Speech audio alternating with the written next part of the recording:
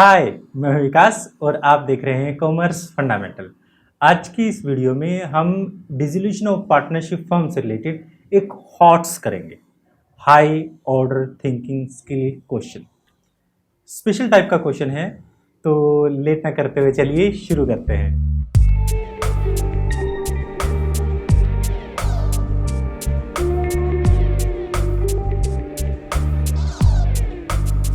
Welcome back. देखिए, काफ़ी बार question में हमें एक कैपिटल अकाउंट बनाना पड़ता है। जो कैपिटल हमें ओपनिंग बैलेंस दिया गया है वो उस टाइम का नहीं है जब हमारी फर्म डिसॉल्व हो रही है, वो हो सकता है 2 साल पहले का है। तो हमें पहले कैपिटल अकाउंट बनाना पड़ेगा और उसके बाद हमें कैपिटल अकाउंट बनाते हुए हमें क्लोजिंग कैपिटल निकालनी पड़ेगी और उसके बाद फिर हम आगे क्वेश्चन में चलते हैं। तो देखिए, क्वेश्चन की शुरुआत में आप पढ़ते हैं तो पता नहीं चलता, बट जैसे जैसे हमें पढ़ने के बाद क्वेश्चन आगे आगे सुलझता जाएगा तो हमें पता भी चलता जाता है कि हमें क्वेश्चन में क्या करना है। बस सबसे इम्पोर्टेंट बात, जैसे कि मैं हमेशा ही बोलता हूँ, क्या क्वेश्चन को ध्यान से पढ़ना है। तो देखिए, क्वेश्चन शुरू करते हैं। अब देख रहे हैं डिस्प्ले पर अभी क्वेश्चन दिया गया है। हम क्वेश्चन को हमेशा की तरह पढ़ लेते हैं। A and B were partner in a firm 1st for 2016 with capital of 60,000 and 40,000 respectively. यानी हमें 1/4/2016 को दिया गया है, कैपिटल ए की कैपिटल दी गई है और बी की कैपिटल दी गई है। दे shared profit and loss in the ratio of 3:2। वो प्रॉफिट शेयरिंग रेशियो जो है उनका 3:2 है। They carried of business 2 year, उन्होंने 2 साल बिजनेस चलाया। At the first year they made a profit of 50,000, पहले साल उनको प्रॉफिट हुआ 50,000 का। And the second year ended 31 March 2018 they incurred a loss, उन्हें 50,000 का एक लॉस हो गया है। As the business was no longer profitable they decide to wind up, उनको वाइंड अप करने की जरूरत है। आपको शायद याद होगा, मैंने वाइंड अप के बारे में पहले भी बताया था। वाइंड अप और डिसोल्यूशन, डिसोल्यूशन एक प्रोसेस है, वाइंड अप का मतलब बंद करना। वाइंड अप में हम क्या करते हैं, सभी एसेट्स को बेचने के बाद और लायबिलिटीज को पे करने के बाद जो अकाउंट्स को बिल्कुल बंद कर देना है और बिजनेस को खत्म कर देना है, इसे हम वाइंड अप कहते हैं, जैसे कि डिसोल्यूशन। तो हमारे पास यहां पर देख रहे हैं वाइंड अप बोला गया है।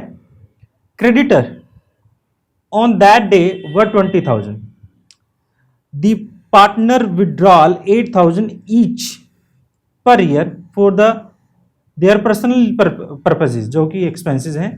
द एसेट्स रियलाइज की है 1,00,000 रुपए की। द एक्सपेंसेस ऑन रियलाइजेशन 3,000 है। Prepare realization account.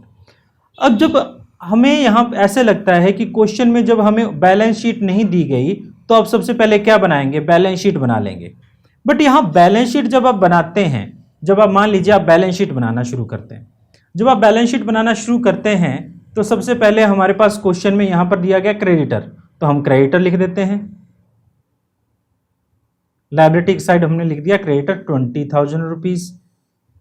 इसके बाद आप क्या लिखेंगे, हमारे पास एक सबसे बड़ी अमाउंट जो कैपिटल की होती है, जिसमें ए और बी की क्लोजिंग कैपिटल हमें चाहिए, वो किस डेट को चाहिए, वो 31 मार्च 2018 की डेट को हमें चाहिए कि उस दिन हमारी कैपिटल क्या थी। बट क्योंकि हमें क्वेश्चन में इस डेट की कैपिटल नहीं दी गई है, क्वेश्चन में हमें जो कैपिटल दी गई है ओपनिंग कैपिटल दी गई है, यानी बिजनेस स्टार्ट हुआ जबकि कैपिटल दी गई है। और हम क्या करें, इस कैपिटल को लेते हुए हम क्या करेंगे, जो साल दर साल हम कैपिटल अकाउंट बनाएंगे और क्लोजिंग कैपिटल का पता करेंगे। यहां पर हमारे पास इस डेट को यानी 21 मार्च 2018 को क्या कैपिटल रही। अब जो हमारा पहला स्टेप रहेगा इसके लिए कैपिटल अकाउंट बनाना रहेगा। नॉर्मली हम डेट कॉलम का इस्तेमाल कैपिटल अकाउंट में नहीं करते। क्यों नहीं करते, क्योंकि वो एक ही साल का हमारे पास डाटा होता है। पर यहाँ पर हम 1 सालों से ज़्यादा सालों का डाटा जो है लिख रहे हैं, रिकॉर्ड कर रहे हैं, इसलिए हम यहाँ पर एक डेट कॉलम जरूर मेंशन करेंगे कि हमारी डेट, किस डेट को क्या कैपिटल रही और क्लोजिंग कैपिटल क्या थी, फिर ओपनिंग कैपिटल क्या थी। इस तरह से हम जो शुरुआत करेंगे डेट के साथ ही करेंगे। तो ऐसे केस में आपको डेट कॉलम बनाना जरूरी हो जाता है। तो देखिए कैसे करेंगे। तो सबसे पहले हमारे पास जो ओपनिंग बैलेंस दिया गया है 60,000 और 40,000, वो हम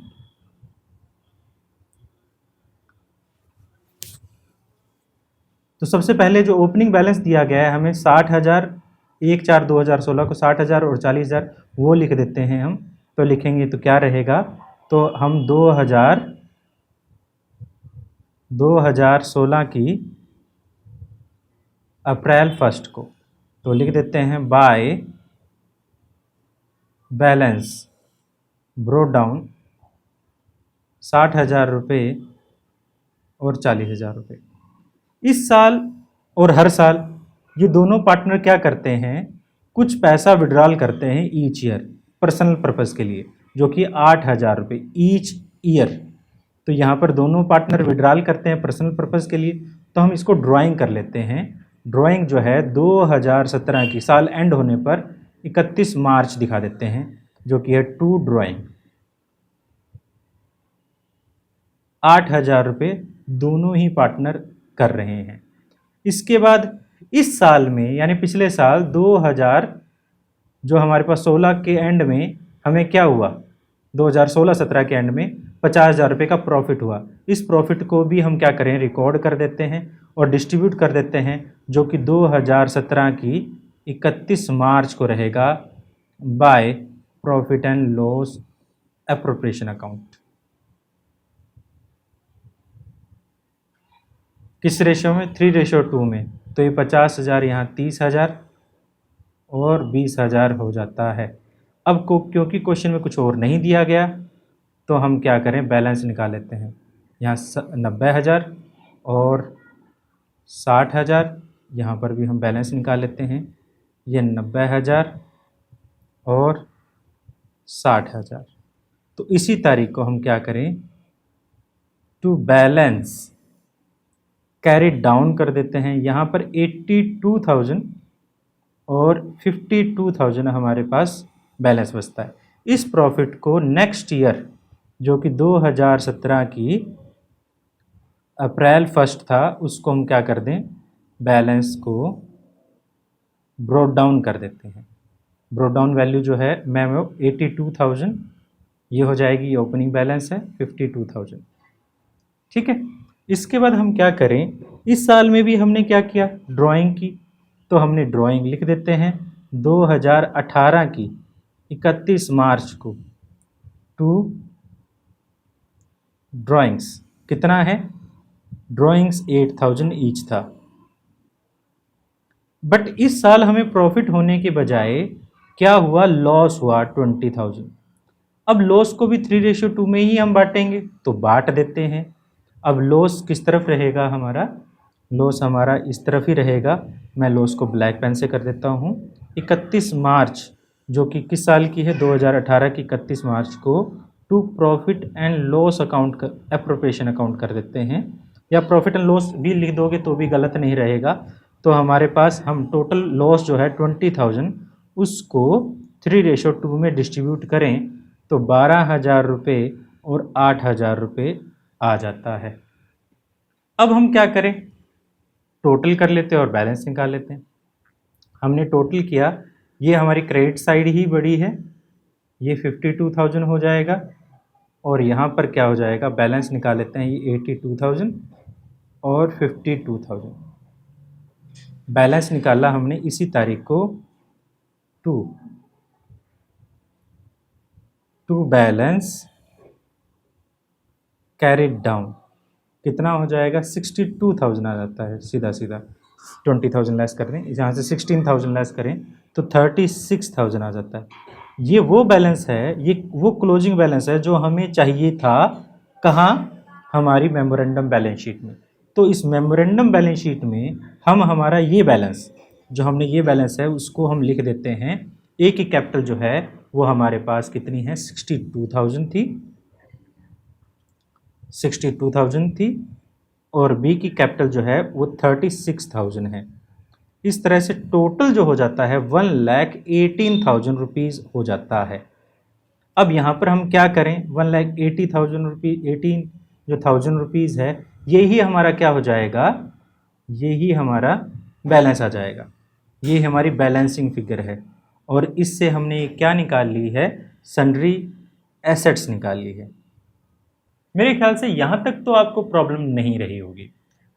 अब हमें क्या करना है, जो ज़रूरी चीज़ें थी वो सब ज़रूरी चीज़ें हमने पहले पता कर ली है। अब क्वेश्चन में हम क्या करेंगे, रियलाइजेशन अकाउंट बनाएंगे और वैसे ही जैसे हम पहले करते होते हैं, सभी एसेट्स को ट्रांसफ़र करना, लायबिलिटीज़ को ट्रांसफ़र करना और पे करना, यही हम करेंगे। तो देखिए रियलाइजेशन अकाउंट कैसे बनाएंगे। तो हम रियलाइजेशन अकाउंट बनाने के लिए सबसे पहले हम क्या करें, सारी सन्ड्री एसेट्स ट्रांसफ़र कर लेते हैं। तो मैं लिख देता हूँ यहाँ टू सन्ड्री एसेट्स, ठीक है। हमें यहाँ पर कोई डिस्टिंग्विश करके बताया नहीं गया कि इसमें कैश कितना है, ये कितना है, वो कितना है, तो हम ये मानेंगे ये सारी हमारी नॉन लिक्विड एसेट्स हैं। तो हम सभी एसेट्स को ही यहाँ 1,18,000 में ट्रांसफ़र किए देते हैं। उसके बाद हमारे पास हम लायबिलिटी भी ट्रांसफ़र किए देते हैं, जो कि हमारे क्वेश्चन में क्रेडिटर्स दे रखे थे। क्रेडिटर्स में कितना था, 20,000 हमें क्रेडिटर दिया गया था, तो हम ये भी ट्रांसफ़र किए देते हैं 20,000 रुपीज़। अब हम क्या करें, अब क्वेश्चन में कुछ और भी डाटा दिया गया था, जैसे कि क्वेश्चन में बोला गया था कि जो हमारी एसेट हैं वो रियलाइज हुई हैं 1,00,000 रुपये की और रियलाइजेशन एक्सपेंसेस 3,000 रुपये है। तो हम ये दोनों ही आइटम लिख देते हैं, क्या क्या है। तो एसेट्स रियलाइज हुई है तो मैं ब्लैक पेन से कर लेता हूँ, बाय बैंक एसेट्स रियलाइज्ड 1,00,000 रुपये की वैल्यू हमें बताई गई है। और हमें क्रेडिटर के बारे में कुछ नहीं बोलता, फिर भी हम क्रेडिटर तो पे करेंगे ही करेंगे। तो हम क्रेडिटर्स जो है ये 20,000 पे करने के बाद हम क्या कर देते हैं, जो हमारे रियलाइजेशन एक्सपेंसेस हैं वो पे कर देते हैं, जो कि क्वेश्चन में हमें 3,000 बोला गया था। अब देखते हैं, अब अगर हम बैलेंस निकाल लें तो बैलेंस देखोगे आप कि डेबिट साइड का जो टोटल है वो ज़्यादा है। अब ये तो 1,18,000 है और ये टोटल 1,20,000 तो यहीं पर बन रहा है। तो 1,18,000, 20,000 और 3,000, 1,41,000 रुपये हो जाता है। तो 1,41,000 रुपये यहाँ पर हो जाता है। इस 1,41,000 में से 1,20,000 लेस करें तो 21,000 हमारे पास बैलेंस बच जाएगा। और ये क्या है हमारे लिए, ये हमारे लिए लॉस है। तो हम यहाँ कर देते हैं by loss transfer to partners capital account, जो कि हमारे पास कौन कौन थे, एस कैपिटल अकाउंट और बीज कैपिटल अकाउंट। किस रेशियो में, 3:2। तो 3/5 और 2/5 में हम इस 21,000 को डिस्ट्रीब्यूट कर देते हैं। तो 12,600 रुपये और 8,400 रुपये इस तरह से हो जाएगा। क्वेश्चन में हमें यहाँ रियलाइजेशन अकाउंट ही बनाने के लिए बोला गया था, इस वजह से हम यहाँ तक ही क्वेश्चन कर रहे हैं। अगर क्वेश्चन में हमें आगे तक बोला जाता तो हम आगे तक क्वेश्चन करते। आई होप आपको ये समझ आया ही होगा। इस क्वेश्चन के बाद आपको इस तरह के क्वेश्चन करने में काफ़ी आसानी होगी। काफ़ी बार क्वेश्चन को टेक्निकली इधर से उधर कर दिया जाता है, जिससे स्टूडेंट्स को कन्फ्यूज़न हो। ये चेक करने के लिए कि स्टूडेंट्स को कॉन्सेप्ट क्लैरिटी कितनी है, आज आपको हमारे इस चैनल में थोड़ा चेंज नज़र आया होगा। हमने कुछ चीज़ें पहले से चेंज कर दी हैं और टाइम के अकॉर्डिंग अपने आप को डेवलप करना चाहिए, नई नई चीज़ें लेकर आनी चाहिए। तो आज से ही, यानी जब आप ये वीडियो देख रहे हैं उससे एक दिन पहले से आप कह सकते हैं, या फिर 28 अगस्त 2020 से हमारे जो लोगो हैं उसमें थोड़ा सा चेंज आया है। हमारा जो व्यू है, यानी टोटल जो अपीयरेंस है हमारे चैनल की, उसमें थोड़ा सा हमने चेंज किया है। चेंज अच्छे होते हैं, आई होप आपको भी ये चेंज पसंद आएगा। आप इसके बारे में भी हमें कमेंट बॉक्स में लिख सकते हैं, और वीडियो में जो टॉपिक कर रहे हैं उसके बारे में भी अगर आपको कुछ भी प्रॉब्लम हो तो आप हमारे कमेंट बॉक्स में लिख सकते हैं। और मैं चाहता हूं कि आप इस वीडियो को ज़्यादा से ज़्यादा लाइक करें। और नेक्स्ट वीडियो जो रहेगी वो इस बात पे डिपेंड करती है कि स्टूडेंट्स की रिक्वायरमेंट है या नहीं।